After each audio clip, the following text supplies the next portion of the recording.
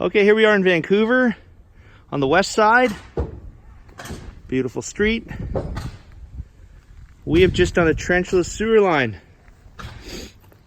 We had a few obstructions here. That's our pipe coming out right down there on the black pipe. We got to cover a couple little holes there. And it connects right there.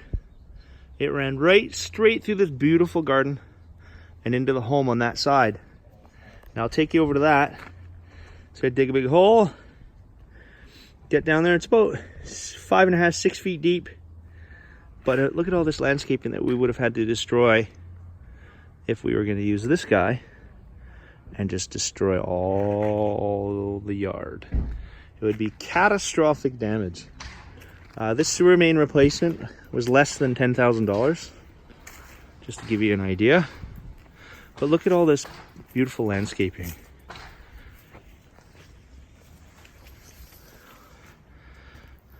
This would have all been destroyed. I'll show you where the pipe comes out of the house because we were originally going to try and do it on this side of the wall.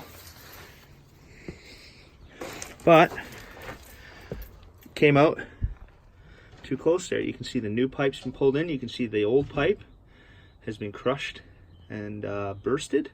We used the bursting method on this one. Okay, so the bursting method. I'm gonna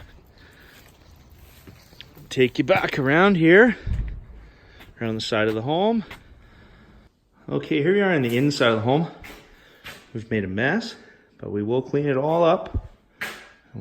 Everything will get wiped down, cleaned up, like we weren't here. Now this house has been renovated. You can see that we've got our new pipe pulled in there. We've got a bunch of other pipes that connect into it. And then we're gonna have to clean this floor, repair all this concrete. But there's an idea of the depth and all that landscaping outside that we would have had to destroy. Another trenchless line done by Highmark Plumbing.